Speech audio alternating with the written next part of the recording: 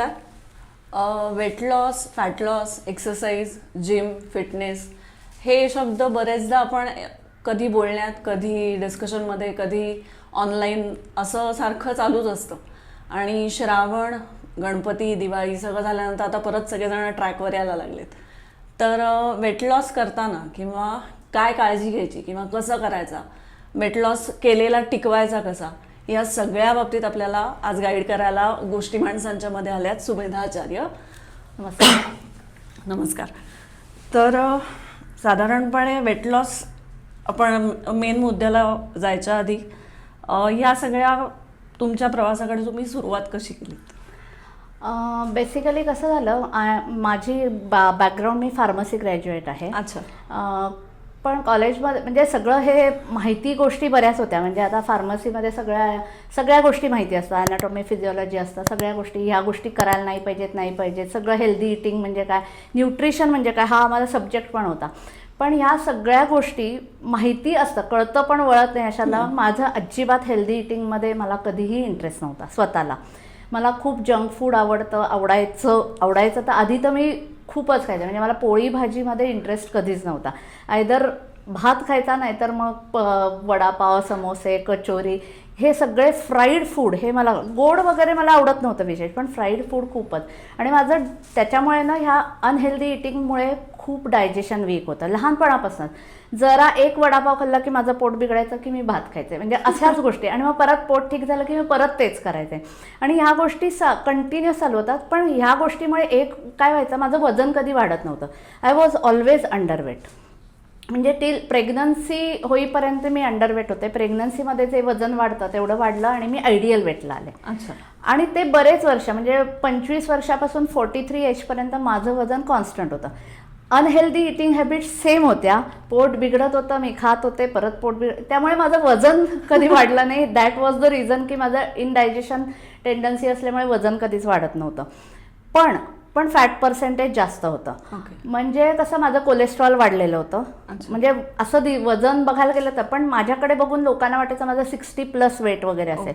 कारण माझा फोप्सा आपण म्हणतो ना, जाडेपणा म्हणजे फोप्सेपणा जो होता तो होता. म्हणजे असं दिसायला मी खूप जाड वाटायचे, पण ॲक्च्युअल वजन बघायला गेलं तर 54च होतं. एवढंच होतं वजन कायम. पण 43 एज नंतर माझं अचानक वजन वाढायला लागलं. 2-3 किलो वाढलं एकदम वजन. आणि ते कधीच वाढलं नव्हतं. माझं सेम लाईफस्टाईल होते. म्हणजे मी एक्सरसाइज रेग्युलर करत होते, मी एरोबिक्स कायम करत होते, वॉकिंग रेग्युलर, ते सगळं चालू होतं. आणि फक्त इटिंग हॅबिट्स चांगल्या नव्हत्या, पण तरीसुद्धा माझं वजन कॉन्स्टंट होतं. पण तरीसुद्धा मला एकदम 2-3 किलो. पण हेही माहिती होतं की 40+ नंतर साधारण हॉर्मोनल चेंजेस होतात, त्याच्यामुळे वजन वाढतं. म्हणून थोडंसं मी आधी दुर्लक्ष केलं की ठीक आहे परत थोडं. पण मला तरीसुद्धा थोडंसं आणि हेवी फिलिंग यायला लागतं, जसे जोपर्यंत ते मला नव्हतं. स्किन पिगमेंटेशन, अचानक चेहऱ्यावर असे ब्लॅक स्पॉट्स दिसायला लागले आणि मला खूप लिथार्जिक फिलिंग यायला लागलं. मी तशी हायपर ॲक्टिव्ह होते, म्हणजे खूप गोष्टी मी एका वेळेला करायचे. पण ऑफिसमध्ये, म्हणजे मी मेडिकल ट्रान्स्क्रिप्शनमध्ये जॉब करत होते. इनिशियली मी फार्मसी ग्रॅज्युएट होते, झाल्या मेडिसिन मॅन्युफॅक्चरिंगमध्ये काम करत होते. पण बरेच वर्ष पुण्याला आम्ही खूप फिरलो आणि मग पुण्याला आल्यानंतर मी एक स्टडी जॉब म्हणून मी मेडिकल ट्रान्स्क्रिप्शनमध्ये जॉब करत होते. जवळजवळ 10-12 वर्ष मी तो जॉब करत होते. पण सेडेंटरी होता, म्हणजे एका जागी बसून होतं. पण तरीसुद्धा घरी आल्यावर मला खूप गळाल्यासारखं व्हायचं. आणि मग मला असं झोपच यायची खूप, काहीच करावं असं वाटायचं नाही. हे सगळ्या गोष्टी मला अचानक व्हायला लागल्या. मला ते खूप इरिटेट व्हायला लागलं. मला चिडचिड पण व्हायला लागली खूप. कोलेस्ट्रॉल वाढलेलं होतं, त्यामुळे सगळ्याच गोष्टी अचानक सुरू झाल्या. आणि थोडे पिरियडशी रिलेटेड थोडे प्रॉब्लेम सुरू झाले होते. तर मला वाटलं आपल्याला अर्ली मेनोपॉज वगैरे 43मध्ये सुरू होतं, असं मला एक फिलिंग लागलं. पण म्हणलं माहिती नाही, तेव्हाही काही कळलं नाही की हे सगळं फॅटमुळे असू शकेल. पण माझ्या नवऱ्यानं बेसिकली आधी हा weight loss fat loss program केला होता. त्याला बरेच हेल्थ इश्यूज होते. बेसिकली त्याला गुडघ्याचं ऑपरेशन सांगितलं होतं, कार्टिलेज डॅमेज झालं होतं, तर कार्टिलेज रिजनरेशनचं ऑपरेशन सांगितलं होतं. ऑपरेशनची डेटसुद्धा फायनल केली होती. पण आमचा शेजारचा एक फ्रेंड आहे, तो म्हणाला जस्ट वेट लॉस करून बघ, समजा काही फायदा झाला. तसा कार्टिलेजचा वेटशी संबंध नाही आहे, खूप संबंध नाही. म्हणजे नी पेन वगैरे ह्या गोष्टी ठीक आहे, पण कार्टिलेजचा नाही आहे संबंध. पण तरी म्हणलं करून बघूया आधी, कारण आम्हाला ऑपरेशन अवॉइड करायचं होतं. आणि त्याचबरोबर त्याला ॲसिडिटीचा खूप त्रास होता, म्हणजे मायग्रेनपर्यंत गेलेली होती. महिन्यातून 2-3दा मायग्रेनचा अटॅक यायचा. सिझनल ॲलर्जी होतं, साधं पुणे मुंबई चेंज, हवा झाली बदलली तरी त्याला सर्दी व्हायची. परत डायजेशन गेलेलंच होतं, कारण थायरॉइडिझम खूप वर्षापासून होता, त्यामुळे डायजेशन पूर्ण गेलेलं होतं. ह्या सगळ्या गोष्टी खूप होत्या. मग त्यानं हा प्रोग्राम सुरू केला. आधी त्याला 2 पायऱ्या पण चढता येत नव्हत्या कार्टिलेजच्या प्रॉब्लेममुळे. पण समहाऊ हे म्हणजे हा प्रोग्राम केल्यानंतर 10 किलो वजन त्याचं कमी झालं. त्याचं नी ऑपरेशन तर अवॉइड झालंच, म्हणजे ते करावंच लागलं नाही. त्याचबरोबर त्याची ॲसिडिटी पूर्ण गेली. म्हणजे आता गेले 6-7 वर्ष पूर्वी त्यांना हा प्रोग्राम केला. आज तागायत एकदाही ॲसिडिटीचा अटॅक, मायग्रेन तर विसरलाच आहे, नाही तर कायम मायग्रेनिलच्या गोळ्या बॅगेत असायच्या. मायग्रेन गेला, सिजनल ॲलर्जीचा प्रॉब्लेम रिझॉल्व्ह झाला, ॲसिडिटी तर गेली, डायजेशन इम्प्रूव्ह झालं. त्यामुळे ओव्हरऑल हेल्थ सुधारली. म्हणजे वजन कमी झाल्यामुळे ओव्हरऑल फिटनेस वाढला. म्हणजे आधी तो 2 पायऱ्या चढू शकत नव्हता, तो आता ट्रेकसुद्धा करू शकतो. हे फायदे झाले. म्हणजे फक्त हे सगळे आम्ही त्याला नॉन स्केल बेनिफिट्स म्हणतो. म्हणजे वेईंग मशीनवर आपल्याला वेट दिसतं, फक्त वजन कमी झाले, ओके. पण हे बाकीचे जे हेल्थ इश्यूज रिझॉल्व्ह झाले, those are non scale benefits. म्हणजे त्या स्केलवर नाही दिसत, पण ते जाणवतात आणि प्रत्यक्षातही दिसतात. ओव्हरऑल तुम्ही फ्रेश दिसायला लागता. म्हणून ते बघून मग मी म्हटलं बघूया, जर एक 8 दिवसाचा आधी 6 दिवसाचा ट्रायल प्रोग्राम होता. म्हटलं ट्रायल करून बघूया आपल्याला जमतंय का. कारण हेल्दी इटिंग हा माझ्यासाठी मेन प्रॉब्लेम होता बाकी सगळ्या गोष्टीपेक्षा. त्यामुळे पण मी म्हटलं बघू. आणि 6 दिवसातच मला खूप फरक पडला. म्हणजे मला खूप इम्प्रूव्हमेंट वाटली, एनर्जीमध्ये एकदम इम्प्रूव्हमेंट, आणि थोडं हलकं वाटायला लागलं. हे सगळे म्हणजे असं वाटायला लागलं की खूप छान वाटतं आपल्याला. ओव्हरऑल जे लिथार्जिक फिलिंग ते थोडंफार कमी होतं आहे की काय. 6 दिवसात काय एवढा ड्रास्टिक ट्रान्सफॉर्मेशन नाही होत, पण इनर फिलिंग नक्की दिसायला जाणवायला लागतं.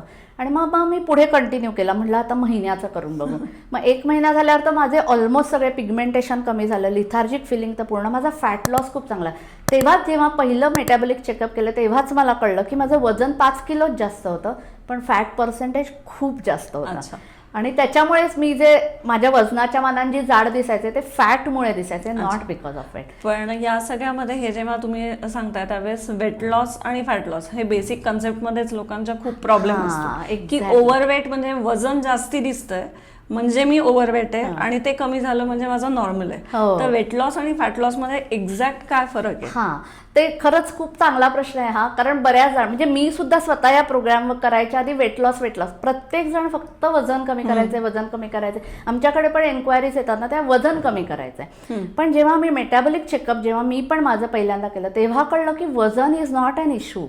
बेसिकली फॅट हाच इश्यू आहे. माझे जे प्रॉब्लेम होते ते सगळे फॅट रिलेटेड होते. म्हणजे पिरियडच्या आजूबाजूला मला त्रास व्हायचा थोडाफार, म्हणजे जो मला पूर्वी कधीच नव्हता त्रास, तो थोडासा त्रास व्हायला लागला होता.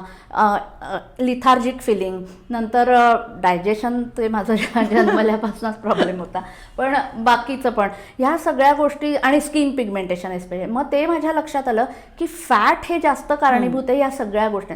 हे सगळं पुस्तकात माहिती होतं, ऐकलेले असतात, आपण खूप सारे व्हिडिओज बघतो, वाचतो, सगळ्या गोष्टी असतात, पण ते कळेपर्यंत जेव्हा स्वतः आपण इम्प्लिमेंट करायला सुरुवात करतो ना तेव्हा या गोष्टी लक्षात येतात. आणि मला तेव्हाच कळलं की माझं वजन ठीक आहे, म्हणजे त्या एजला +3-4 kg ओके, लाईक म्हणजे तेही मला कमी करायचंच होतं, पण तरी सुद्धा म्हणजे मला असं वाटलं की फॅट लॉस हा खूप जास्त इम्पॉर्टंट आहे. आणि तेच लोकांना माहित नाही. आमच्याकडे पण दर आठवड्याला आम्ही चेकअप करतो लोकांचं, म्हणजे हे मेटाबॉलिक चेकअप. वेट कमी झाले का एवढाच प्रश्न विचारतात. मी म्हणते, आणि त्यांना बऱ्याचदा वेट कमी झालेलं असं, पण फॅट कमी झालं 1%. फॅट वेट नाहीच झालं का कमी? म्हटलं फॅट लॉस हा खूप जास्त इम्पॉर्टंट आहे. तुमचे हेल्थ इश्यूज रिझॉल्व्ह होणार आहेत फॅट लॉसमुळे, not because of it. Weight loss म्हणजे काय? ओव्हरवेटमुळे काय होतात प्रॉब्लेम? तर वेट बेरिंग जॉईंट्सचे प्रॉब्लेम येतात, म्हणजे हिप्स, नीज, अँकल्स, हिल्स, ह्याच्यावर प्रेशर येतं आपल्या बॉडीचं, त्याच्यामुळे ते दुखायला लागतं. तेवढाच इश्यू असतो. आणि वेट लॉस करताना तुम्ही डाएट जरी कमी म्हणजे खाल्लं नाही तरी वेट लॉस होतो तुमचा. म्हणजे एक दिवस तुम्ही पूर्ण उपास करा, पूर्ण निर्जळी उपास केला, दुसऱ्या दिवशी तुमचं किलोभर वजन कमी झालेलं असेल. पण व्हॉट अबाउट फॅट लॉस उपासमार किंवा फास्टिंग करून कधीही फॅट लॉस होत नाही. हा फरक मला ॲक्च्युअली मी स्वतः करायला लागल्यावर माझ्या लक्षात आलं की कुठल्या कुठल्या गोष्टींमुळे फॅट वाढतं, कुठल्या गोष्टींमुळे वेट वाढतं, असे हा डिफरन्स. पण ह्या सगळ्यामध्ये म्हणजे हे करत असताना तुम्ही स्वतः वेट लॉस आणि फॅट लॉस दोन्ही करत असताना ॲज अ फिटनेस कोच किंवा हेल्थ कोच म्हणून काम करावं हे 5 वर्षापूर्वी 5-6 वर्षापासून तुम्ही करता, तर ते कधी जाणवलं की ही मदत दुसऱ्यांनाही केली पाहिजे किंवा त्याचा फायदा होऊ शकतो? Yes absolutely. कारण माझ्या नवऱ्याचा रिझल्ट चांगला आला होता, माझा रिझल्ट, आणि आमच्या दोघांचा बघून माझ्या मुलांनाही त्याचा, तोही ओव्हरवेट होता, त्यानेही प्रोग्राम सुरू केला.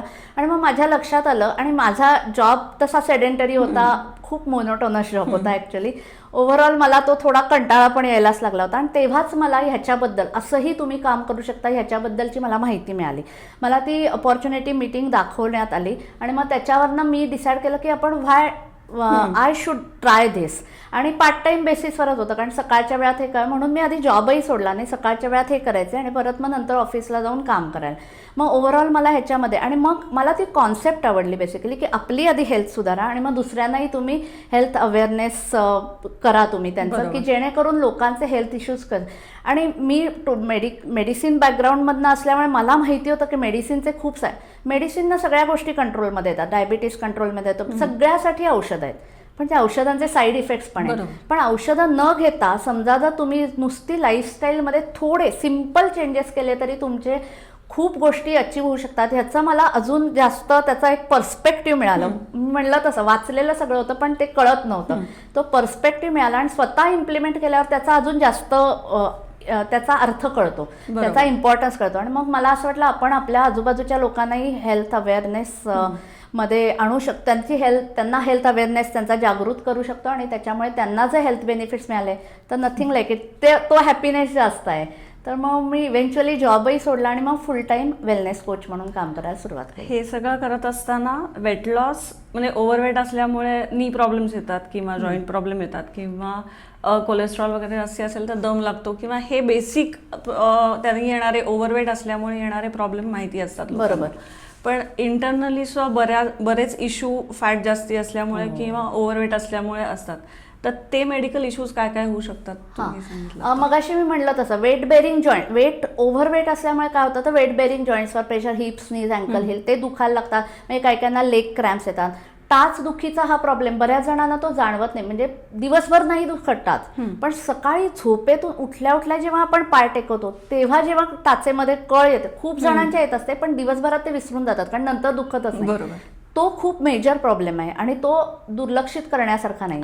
तो हिल पेनचा आहे. लेग क्रॅम्प्स येतात काही काहींना, पोटऱ्यांमध्ये असं दुखायला लागतं संध्याकाळ झाली की, किंवा गुडघे तर गेले, वजनामुळे गुडघे जातात, हिप्समध्ये पण प्रॉब्लेम्स येतात. हे सगळे गोष्टी होतात. पण फॅटमुळे जे इंटरनल प्रॉब्लेम्स, म्हणजे फॅटचे एक्सटर्नलपेक्षा इंटरनल प्रॉब्लेम जास्त असतात. म्हणजे त्याच्यामध्ये एस्पेशली व्हिसरल फॅट म्हणजे बेली फॅट वाढलं. आणि बऱ्याच जणांना असतं आपली फ्लॅट बेली पाहिजे, हे एक्सटर्नल आउटलुकसाठी असतं, पण ऍक्च्युअली त्याच्यामुळे खूप हेल्थ इश्यूज असतात. पोटावरचं फॅट जेव्हा वाढतं तेव्हा सगळं डायफ्रॅमवर प्रेशर येतं आणि त्याच्यामुळे तुम्हाला चालताना, जिने चढताना दम लागणं हे प्रॉब्लेम्स होतात. आणि पुढे जाऊन ब्लड प्रेशरचा त्रास होऊ शकतो. त्याचप्रमाणे घोरण्याचं प्रमाण वाढतं बेली फॅट वाढल्यावर. म्हणजे जेव्हा मी सगळ्यांना लोकांना विचारते जेव्हा चेकअप होतं की बेली फॅट जास्त आहे तुम्ही घोरता का, मग हो मी खूप घोरते किंवा मी खूप घोरतो. हा प्रॉब्लेम आहे हे लक्षातच येत नाही, कारण घोरणं हा पण मेजर डिसीजमध्ये कन्वर्ट होऊ शकतो, त्याला स्लीप ॲपनिया म्हणतात. तर घोरणं कंट्रोलमध्ये करणं खूप गरजेचं आहे कारण पुढे प्रॉब्लेम्स येतात.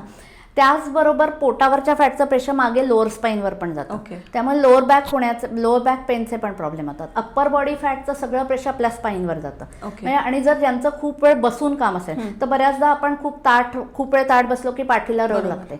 मग काही वेळानं आपण अशा कम्फर्टेबल पोझिशन, त्यामध्ये पाठीला बाक केलं आणि मग स्पाईन रिलेटेड प्रॉब्लेम सुरू होतात. आणि ज्यांचा कंटिन्युअस ऑफिसमध्ये ह्याच्यामुळे इथले प्रॉब्लेम, शोल्डर आणि सर्वायकल पेन तर होतच होतं म्हणजे. आणि त्यातून ट्रॅव्हलिंग खूप असेल, एस्पेशली स्कूटरवरून, तर स्कूटरवरनं जाताना रस्त्यावर खड्डे असतात, त्याच्यातून इतक्या वेळा गेल्यावर खड्ड्यांचा इम्पॅक्ट आणि आपल्या फॅटचा इम्पॅक्ट दोन्ही मिळून ते पाठदुखीचा त्रास सुरू होतो.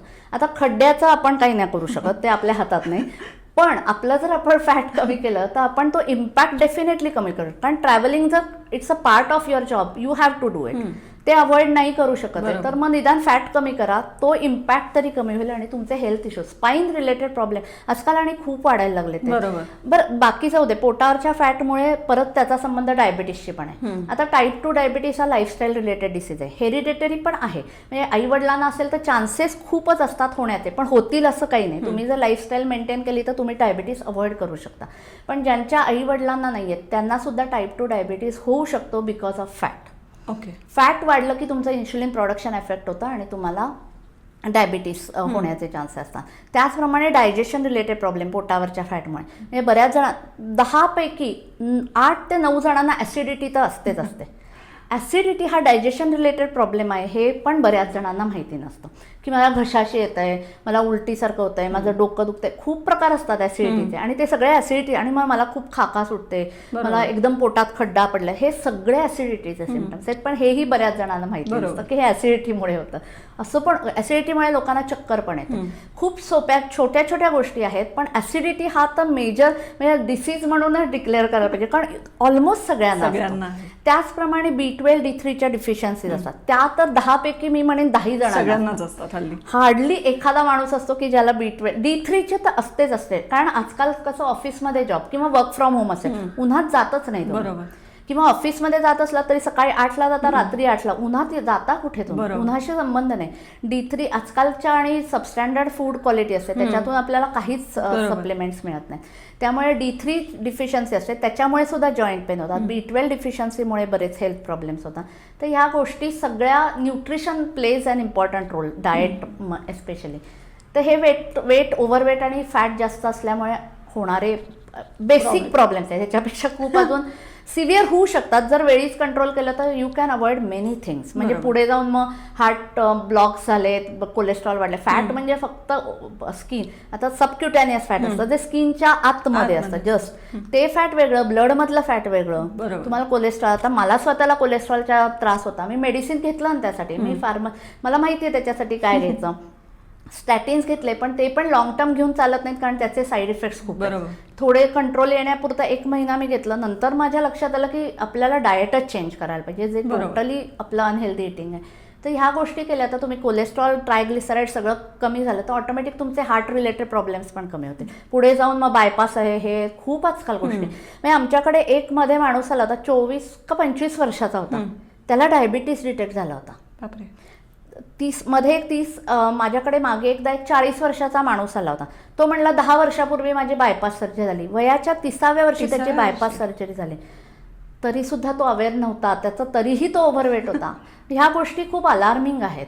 म्हणजे जर तुम्ही खूप जास्त ओव्हरवेट असाल तर लक्षात ठेवा की तुम्ही एका बॉम्बवर बसलाय. म्हणजे तुम्ही 10 किलो ओव्हरवेट म्हणजे याचा अर्थ तुम्ही 10 किलोचं बॅग घेऊन, 10 किलो वजनाची बॅग घेऊन रोज फिरताय. बरोबर. तुम्ही असं घेऊन फिरा, तुम्ही 1 तास पण नाही फिरू शकणार, पण तुम्ही फिरताय, 24 तास फिरताय.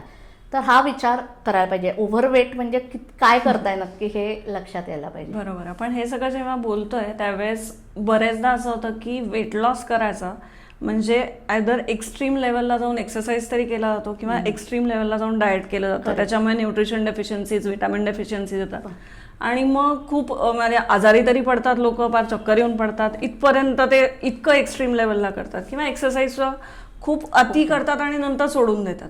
तर एक्सरसाइज आणि डाएटचा रेशो किंवा त्याचं बॅलन्स कसा असला पाहिजे? करेक्ट.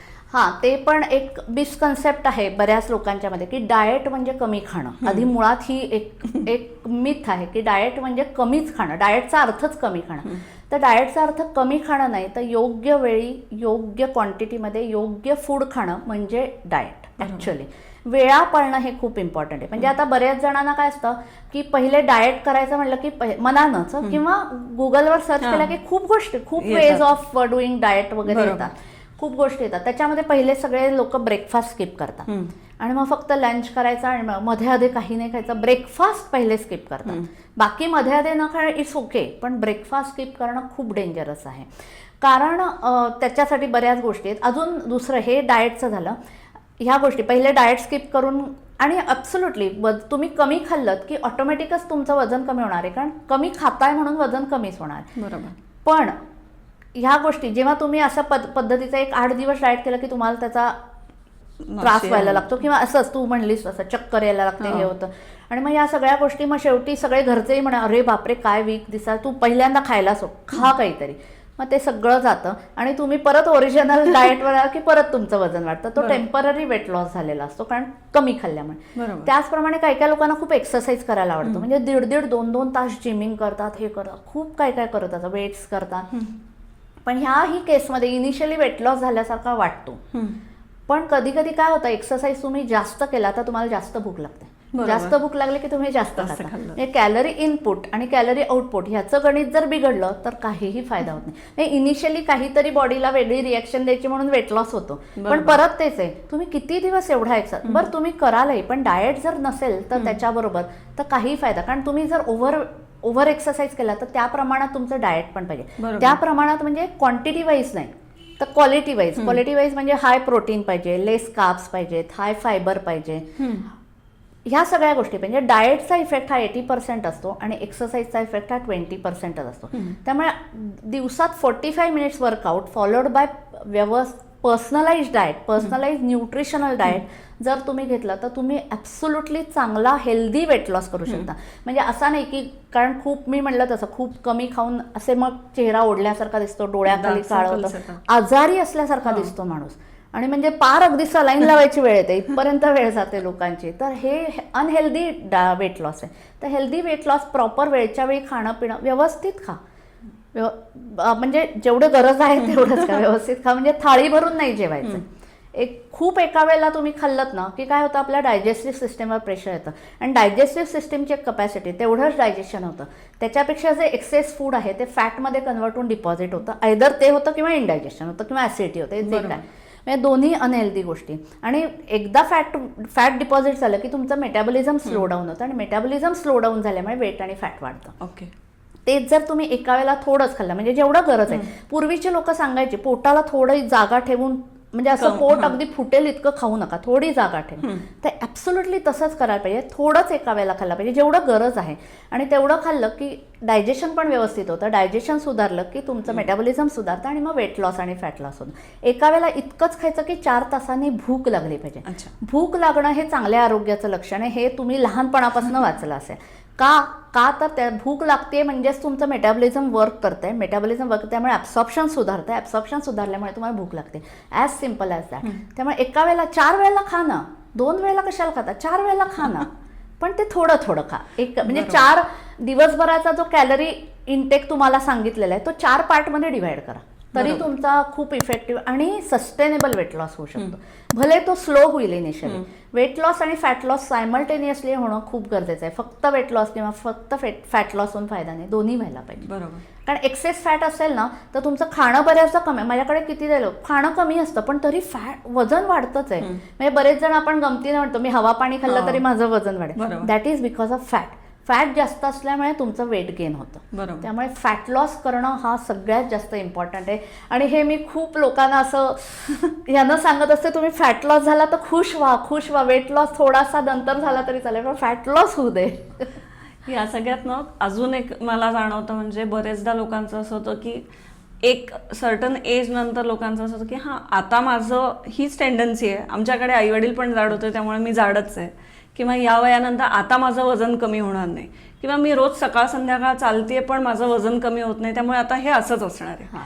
तर या विचाराबद्दल तू काय सांगशील? की हां, हे अतिशय चुकीचं आहे. असं काही नाही, टेंडन्सी वगैरे काही नाही. तुमची टेंडन्सी, तुमची लाईफस्टाईलच वर्षानुवर्ष तिचे म्हणून तुमचं तसंच आहे. म्हणजे तुम्ही चालताय, खूप दिवसापासून चालताय, खूप दिवसापासून. मी माझं स्वतः सांगते ना, मी सगळं सेम होतं माझे लहानपणापासून. अनहेल्दी इटिंग हॅबिट्स, एक्सरसाइज मी कायमच करत होते. मी पूर्वी बॅडमिंटन खेळायचे कॉलेजमध्ये, नंतर मी एरोबिक्स, या सगळ्या गोष्टी सगळं व्यवस्थित चालू होतं. पण तरी माझं वजन वाढायला लागलं आणि हेल्थ इश्यूज यायला लागले.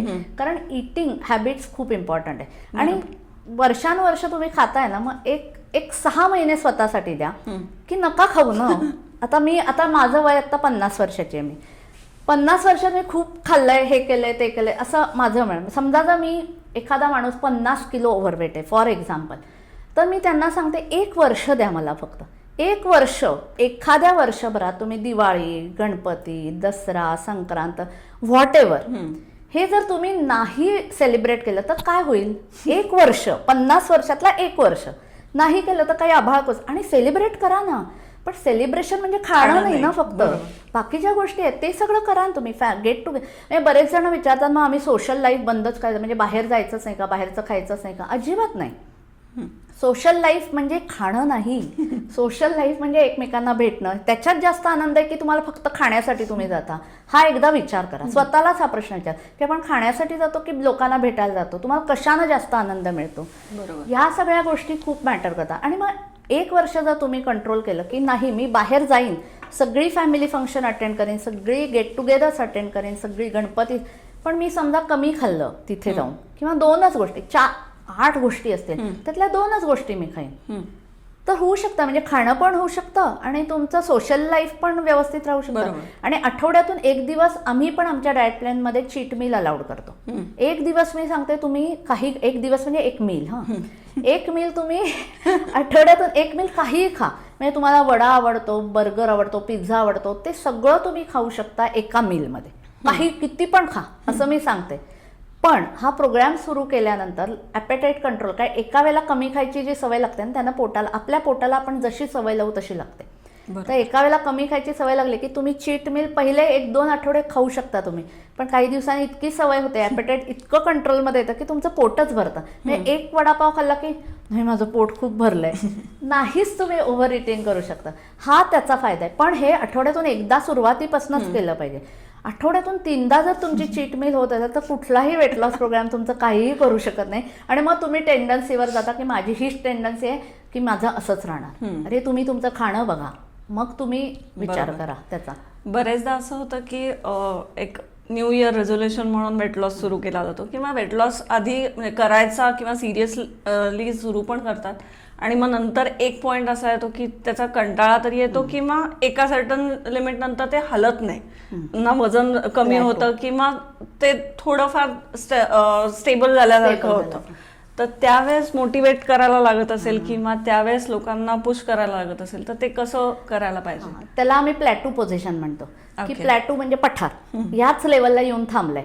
की असं होतं 1-2 आठवडे वेटही हलत नाही, फॅटही हलत नाही, सगळं सेम चालू असतं, पण तेच आहे. परत आम्ही वीकली चेकअप त्यासाठीच करतो, कारण कसं आहे, एखादी गोष्ट आपण करायला लागलो ना की बॉडीला पण त्याची सवय होते. म्हणजे आता मी एक 45 मिनिट्स वर्कआउट करते, हे ठराविक 4 मील्स घेते, मी सगळं व्यवस्थित आहे, सेम टू सेम सगळं चालू आहे, पण त्याची शरीराला सवय झाली की शरीर रिस्पॉन्ड करत नाही. बरोबर. मग त्यामध्ये डाएट प्लॅनमध्ये थोडेफार चेंजेस, एखादा जर्क द्यावा लागतो, काहीतरी अँटी प्लॅटू डाएट म्हणतो आम्ही त्याला. ते डाएटमध्ये चेंजेस छोटेसे असतात, पण त्याच्यामुळे सुद्धा खूप फरक पडतो. ओके. त्यामुळे तेवढा एक चेंज केला की तुमच्या लगेच बॉडीमध्ये फरक पडतो आणि मग परत तुमचं ते ट्रिगर होतं वेट लॉस आणि फॅट लॉस, आणि परत सुरू होतं.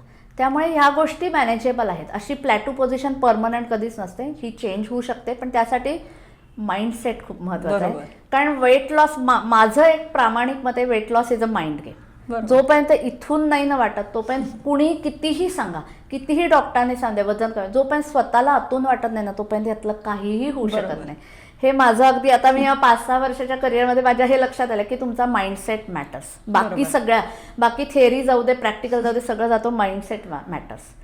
त्या माइंडसेटनं काम केलं तरच त्याचा रिझल्ट येतो, नाहीतर नाही येत रिझल्ट. आणि आलेला रिझल्ट माइंडसेट बदलला तर परत रिव्हर्स पण होऊ शकतो. माइंडसेट खूप मॅटर. बरोबर. पण म्हणजे जसं डाएटमध्ये थोडासा चेंज करावा लागतो, तसं एक्सरसाइजमध्ये पण चेंज करणं गरजेचं आहे का? येस, ते पण आहे. म्हणजे कधी कधी थोडंसं, आता समजा सकाळचा 45 मिनिट्स, मग आम्ही थोडंसं सांगतो की संध्याकाळी थोडा एक अर्धा तास एक्स्ट्रा वॉक करा, थोडासा चेंज करण्यासाठी. एक्सरसाइज थोडासा वाढवून बघायचा, का एस्पेशली कार्डिओ. जर वेट स्टक झालं असेल ना, थोडा कार्डिओमुळे वेट लॉस होतो. बेसिकली तुमचे हार्टबीट्स वाढल्या की तुमच्या कॅलरी बर्न होतात, आणि कॅलरी बर्न झाल्यामुळे वेट लॉस होतो.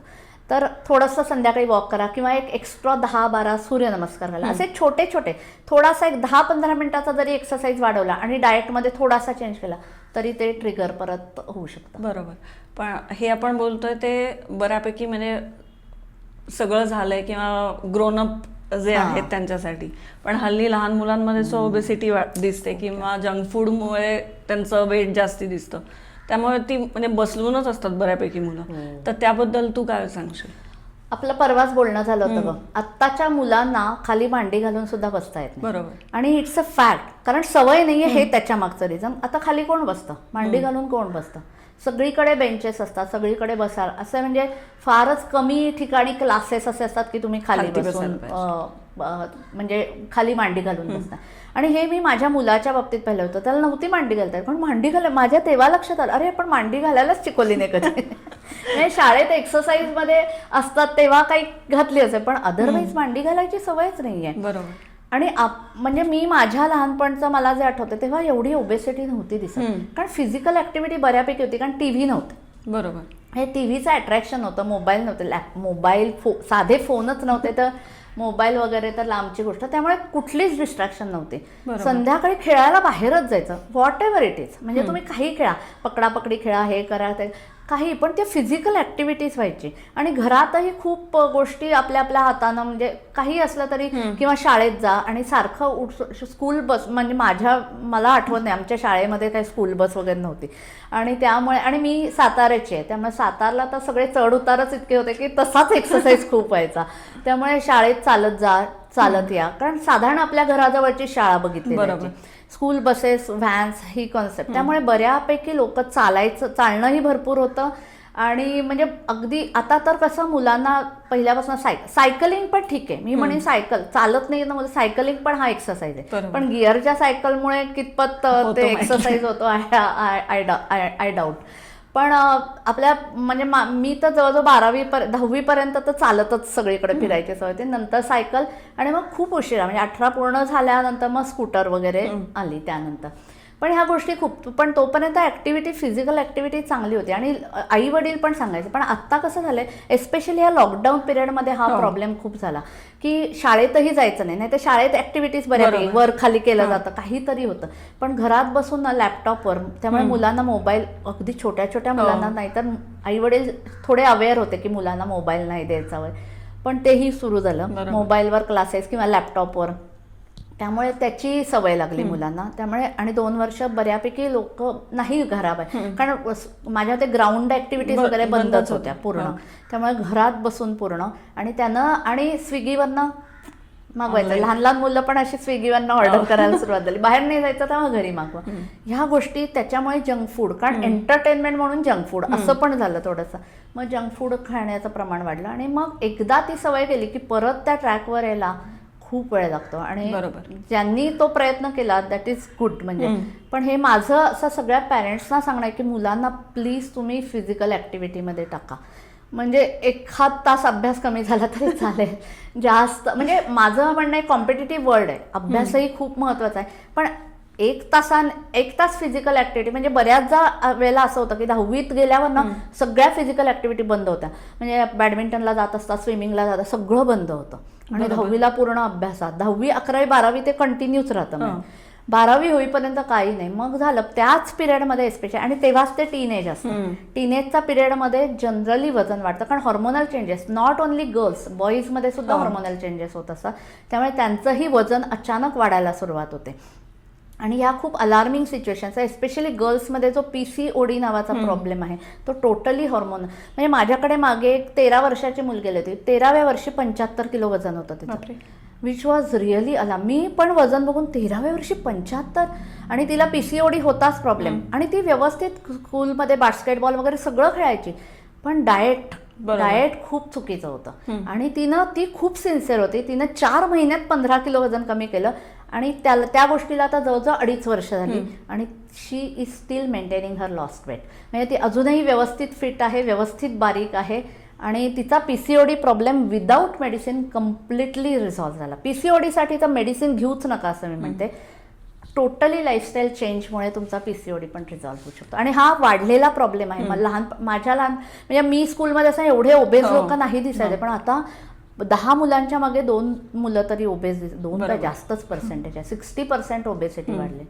तर हे कंट्रोलमध्ये करायलाच पाहिजे, कारण पुढे जाऊन प्रॉब्लेम आहे, कारण पुढे जाऊनही तुम्ही कम्प्युटरवरच काम करणार आहे, आता हे सगळंच आहे, सेडेंटरीच लाईफस्टाईल राहणार आहे, तर तुम्ही त्यांना मुलांना सवय लावा, गोडी निर्माण करा बेसिकली फिजिकल ऍक्टिव्हिटी. तू आत्ता जेव्हा म्हणालीस की तिने 15 किलो वेट लॉस केला आणि त्याच्यानंतर आता 2.5 वर्ष झाली तरी मेंटेन आहे तिचा वेट लॉस, तर वेट लॉस झाल्यानंतर तो मेंटेन करणं हे सगळ्यात जास्त अवघड असतं. आणि म्हणजे बऱ्याचदा असं होतं की आता वेट लॉस झाला तर मी आता काहीही केलं तरी चालतं. तर तो मेंटेनन्स मोड जो आहे तो परमनंट ठेवण्यासाठी तू काय सांगशील? तर बेसिकली आता एखादा समजा तू माझ्याकडे आलीस, तुला 10 किलो, मी विचारते तुम्हाला किती वजन कमी करायचं, तुमचं गोल काय आहे. प्रत्येकाचं गोल आणि रिझन्स ही वेगवेगळी असतात. काही काहींना लग्नाचं वय असतं, मग लग्नासाठी बारीक व्हायचं असतं, किंवा दुसऱ्या कुणाचं तरी लग्न अटेंड, मला लग्नात छान दिसायचं. बायकांची जनरली हीच रिझन्स असतात की मला छान दिसायचं, मला जुन्या माझे कपडे मी काही ठेवलेत माझ्या आवडीचे, त्याच्यात मला परत फिट व्हायचंय. ही छोटी आणि नॉट बॅड, म्हणजे त्यानं जर तुमचे हेल्थ इश्यूज पण रिझॉल्व्ह होणार असेल तर व्हाय नॉट. किंवा काही काही जण प्युअरली हेल्थ इश्यूजसाठी किंवा डॉक्टरांनी सांगितलं असतं वजन कमी करा त्याशिवाय तुमचं काही नाही होणार, हे सगळे प्रॉब्लेम्स असतात. तर ह्या सगळे तुम्ही वजन कमी, आता मी विचारलं हे तुला गोल आहे 10 किलो वजन कमी करायचं आहे, मी सांगते मिनिमम व्यवस्थित फॉलो केलं तर 3 ते 4 महिन्यात weight loss plus fat loss. मी फक्त वेट लॉसवर कधीच माझा हे नाहीये भर, माझा फॅट लॉसवर जास्त भर आहे. तर ह्या 4 महिन्यामध्ये ह्या गोष्टी होऊ शकतात. 4 महिन्यानंतर मी सांगणार की आता तुला डिस्कंटिन्यू करायचा माझ्याकडचा प्रोग्राम, तर मी मेंटेनन्स डाएट देते. ओके. मेंटेनन्स डाएट म्हणजे कसं असतं, मेंटेनन्स डाएट म्हणजे असं डाएटच्या बाऊ करण्याचं काहीच कारण नाही. डाएट म्हणजे जे मी सांगितलं पॅटर्न जो खाण्याचा आहे, तो जो तुम्ही जेव्हा वेट लॉस करत असता तेव्हा लोकांचा सगळ्यांचा एक, तेव्हा अगदी स्ट्रिक्टली करतात, व्यवस्थित सांगितल्याप्रमाणे वागतात आणि करतात, आणि तेव्हा जो पूर्ण लाईफस्टाईल बदलतात. पण जेव्हा प्रोग्राम सोडतात तेव्हा लोक ओरिजिनल लाईफस्टाईलवर परत जातात. बरोबर. कारण मेंटेनन्समध्ये मी तेच सांगते की 6 दिवस तुम्ही स्ट्रिक्टली डाएट फॉलो करा, म्हणजे वेळा पाळणं, हे सगळं कॅलरी कंट्रोल. 1 दिवस तुम्ही चीट मिल करा ना, बरं तुमचा वेट लॉसला 1 दिवस अख्खा डे चीट डे करा, पण 1च दिवस करा. परत जर तुम्ही ओरिजिनल सारखं आठवड्यातनं 3दा जर पार्ट्या करायला लागला तर कुठल्याही डाएटमुळे जो वेट लॉस झालेला आहे तो तुमचा परत म्हणजे रिलॅक्स होऊ शकतं, म्हणजे परत तुमचं वजन आणि 4 महिने कमी करायला लागलं असं पुढच्या 2 महिन्यात पण वाढू शकतं जर तुम्ही ओरिजिनल. हे लाईफस्टाईल चेंजेस आहे. डाएट म्हणजे लाईफस्टाईल चेंज. लाईफस्टाईल चेंजेस जर तुम्ही लाईफ लॉंग पाळले तर तुम्ही लाईफ लॉंग तुमचं वजन मेंटेन करू शकता. बरोबर. पण असे कमी असतात. पण माझ्याकडे आहेत असे बरेच केसेस आहेत की ज्यांनी खरंच म्हणजे 2-2, 3-3 वर्ष झालेत व्यवस्थित वेट मेंटेन केले, पण हातावर मोजण्याकडे. दॅट्स द आयरनी. बरोबर. Can't help it. हे सगळं असताना म्हणजे तू जेव्हा कामाचं किंवा हे म्हणतेस तसं म्हणजे लाईफस्टाईल असेल किंवा वर्क लाईफ असेल किंवा बाकी रिस्पॉन्सिबिलिटीजमुळे येणारा स्ट्रेस असेल, त्या स्ट्रेसमुळे वेट गेन होण्यास किंवा हेल्थवर काय परिणाम होतो? एक्झॅक्टली. आत्ता स्ट्रेस हा खरंच खूप इम्पॉर्टंट फॅक्टर आहे. हा खरंच प्रश्न खूपच महत्त्वाचा आहे, कारण स्ट्रेस हा प्रत्येकाला आहे. मी म्हणेन फक्त जॉब करणाऱ्याला नाही, होम मेकर म्हणजे घरातल्या गृहिणीला सुद्धा स्ट्रेस आहे. म्हणजे रोज उठून स्ट्रेस हे वेगवेगळ्या प्रकारचे आहेत. म्हणजे रोज उठून सकाळी काय आता मुलांचे डबे करायचे आहेत, हे करायचे ते हा पण एक प्रकारचा स्ट्रेसच आहे. तुमच्या back of the mind, subconscious माइंडमध्ये ह्या गोष्टी कंटिन्युअस चालू असतात. हाही एक प्रकारचा स्ट्रेस आहे. परत त्यांच्याकडनं उलट गृहिणींना जास्त, कारण त्यांच्याकडनं अपेक्षाही खूप जास्त असतात. आणि म्हणजे त्या गोष्टी झाल्या. हे गृहिणींचं झालं. जॉबमध्ये तर आहेच, कारण कट थ्रोट कॉम्पिटिशन, त्यामुळे तुम्हाला जर पुढे जायचं असेल तर you have to do your best. 100% काय 200% द्यायची गरज पडते, आणि रिसेशन पिरियडमध्ये तर ती जास्त गरज पडते. त्यामुळे स्ट्रेस खूप आहे. लोकांचे टायमिंग्स पण वर्क अवर्स आम्ही तेही विचारतो जेव्हा पहिले चेकअप करतो तेव्हा ते तुमचे टायमिंग्स काय आहेत. टायमिंग्स म्हणजे ओव्हरऑल शिफ्ट टायमिंग, म्हणजे काही न्यूयॉर्क म्हणजे US प्रमाणे करतात, UK प्रमाणे करतात, ऑस्ट्रेलियन टायमिंग कुठलीही असतात, आणि त्याप्रमाणे त्यांच्या ऑस्ट्रेलियन टायमिंग लवकर सकाळी सुरू होतं, UK वाले थोडेसे आफ्टरनूनमध्ये, US वाले तर संध्याकाळी, मग रात्री 2-2 वाजेपर्यंत कॉल्स चालतात. हे बॉडी क्लॉक सगळं बदलतं. कारण ह्या गोष्टीमध्ये ना झोप हा खूप इम्पॉर्टंट फॅक्टर आहे. म्हणजे आम्ही डाएट म्हणजे वेट लॉस आणि फॅट लॉससाठी 5 फॅक्टर महत्त्वाचे समजतो. Diet, exercise, nutrition, water intake आणि झोप. ह्या 5 गोष्टी जेव्हा तुम्ही करता तेव्हाच तुमचे रिझल्ट येतात. ह्यातला एक जरी मिस झालं ना तरी. आणि आत्ताच्या काळात तुम्हाला झोपेचं, इतक्या लोकांना इन्सोमनियाचा प्रॉब्लेम आहे, आणि हा मी परत स्ट्रेस देईन ह्या लॉकडाऊनमुळे. लॉकडाऊनमध्ये काय होतं, लोकांचं काय सकाळी उठून घाईघाईनं ऑफिसला जायचंच नाही. आरामात 10-9चं लॉग इन करायचं आहे तर 8:45ला उठायचं, ब्रश करायचं, लॉग इन करून मग बाकीच्या गोष्टी करायच्या. म्हणजे घरातच बसायचं, घरात फिरणं पण नाही काहीच. ऑफिसमध्ये असेल तर तुम्ही कॅन्टीनपर्यंत तरी जरा चालत जाल हे. आणि ह्या गोष्टींमुळे ना झोपेचं खोबरं झालेलं आहे. बरेच जण रात्री उशिरापर्यंत OTTचं प्रमाण खूप वाढलेलं आहे, त्यामुळे रात्री उशिरापर्यंत. आणि आता ऑफिसेस सुरू झाल्या तर घरी आल्यानंतर मग OTTवर पिक्चर बघणं रात्री 2-2 वाजेपर्यंत. आणि माझ्याकडे असे होती, एक जण मध्ये होती, म्हणजे तिला रात्री 1च्या आधी झोपच लागायचं नाही. मी म्हणलं, आणि ती परत एक्सरसाइजला 6 वाजता 7ला तर ती आपली 6ला 5:30-6ला उठून परत एक्सरसाइजला फ्रेश. म्हणलं पण ह्याच्यामुळे तिचं फॅट कमी होत नव्हतं या गोष्टी. मी तिला म्हणलं तू काय करते, 1 वाजेपर्यंत का जागी राहते? तर म्हणे मी घरी सगळं आटपल्यावर 10 नंतर मोबाईलवर सुरू करते बघायला. मग ते एक तर मेसेजेस, मग एकदा स्क्रोलिंग सुरू झालं की मग आपल्या टाईमचा पत्ताच नाही लागत. आणि ह्या केसमध्ये मग मी फक्त एकच सांगते लोकांना की 10ला मोबाईल बंद करा, काहीही गरज नाही. शनिवार रविवार आहे ना, दिवसभर करा लोकांना काय चॅटिंग करायचं.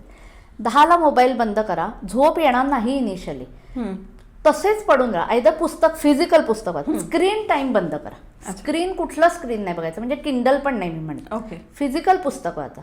फिजिकल पुस्तक वाचायला लागल्या बऱ्याच जणांना, ज्यांना वाचनाची आवड नसते ना, 4 ओळीतच त्यांना झोपायला कंटाळा येतो पुस्तक.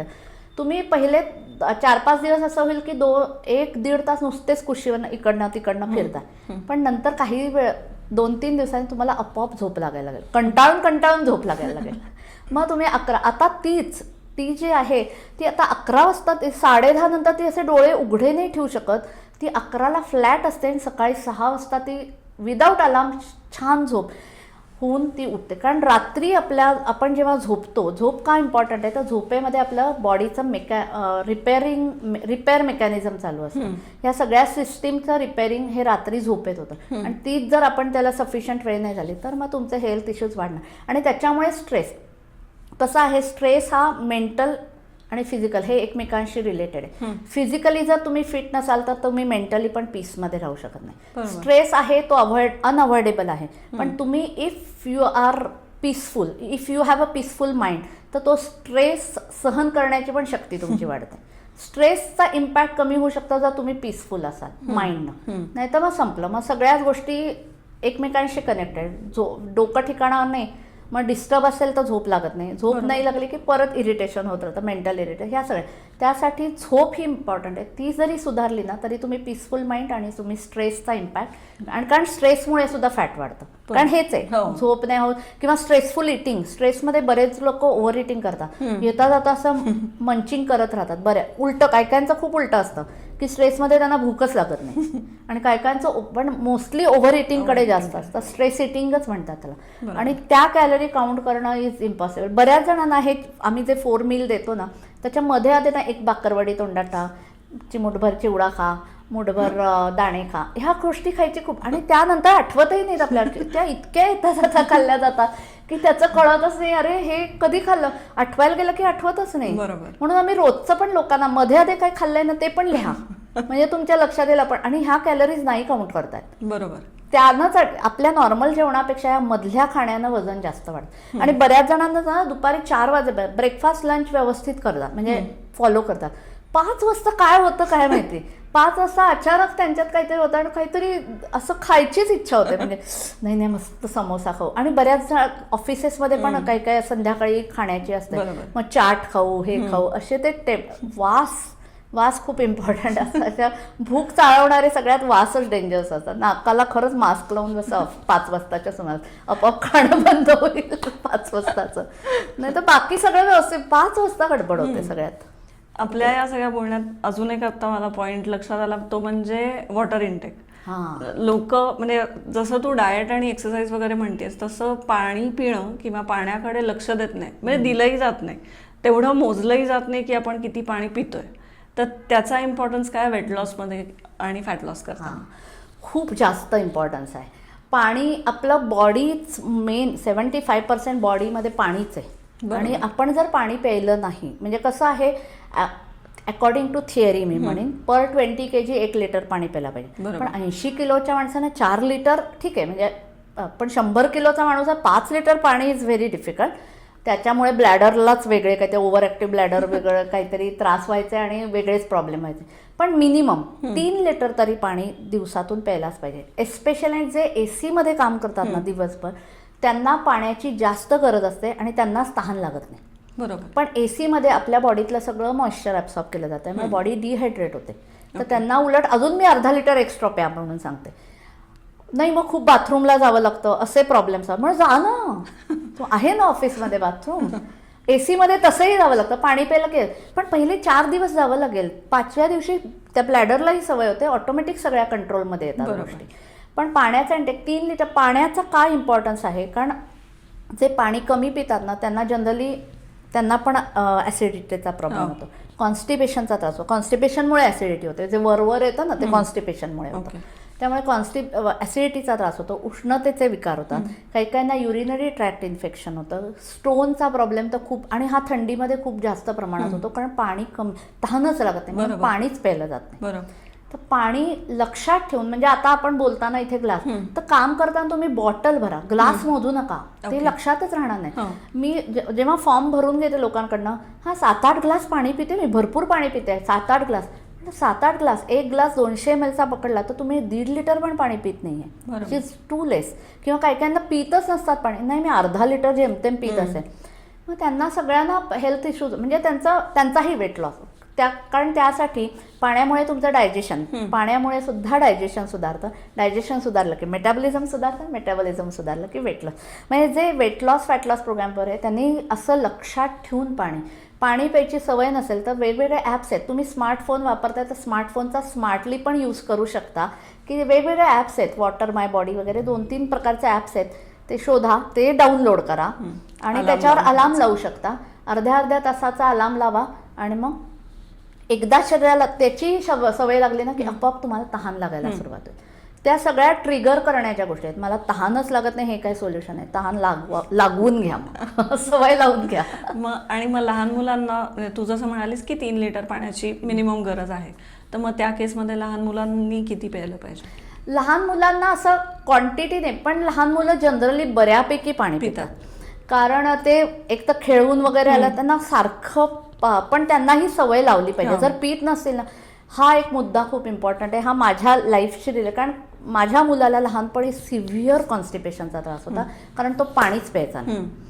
आणि त्याला, आम्ही राहत होतो तेव्हा पनवेलमध्ये, त्यामुळे त्याला खूप घाम यायचा, पण त्या म्हणजे डिहायड्रेट व्हायची बॉडी, पण पाणी त्या प्रमाणात.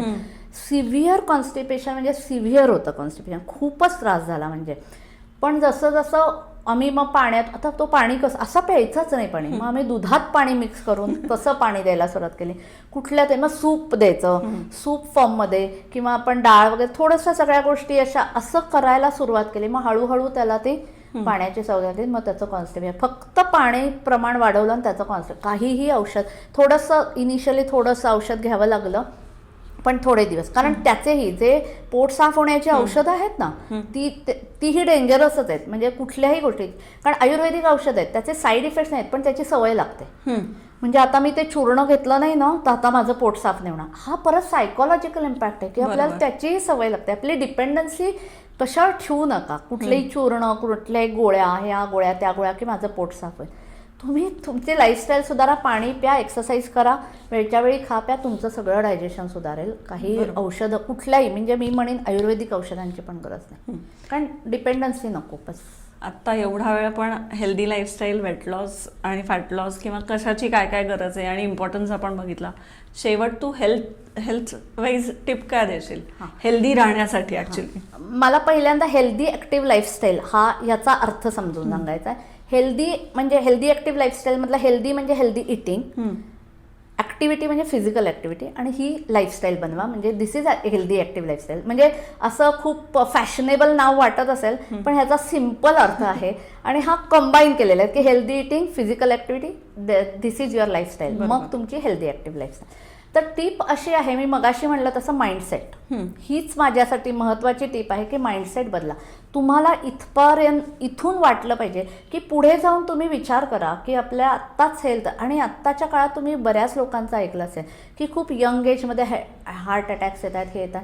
तुम्ही लाईफस्टाईल सुधारा, म्हणजे पूर्ण तुमची जर व्यवस्थित एक रुटीनमध्ये जर तुम्ही लाईफस्टाईल तुमची फॉलो केली की जी मी म्हणलं हेल्दी ॲक्टिव्ह लाईफस्टाईल, बरोबर. तर तो माइंडसेट आधी तयार करा. तो माइंडसेट तयार झाला की तुम्ही ते फॉलो करा आणि ते फॉलो केलं तर तुम्ही लाईफ लाँग विदाऊट मेडिसिन आणि प्रयत्न करा की मेडिसिन फ्री आयुष्य कसं जगता येईल.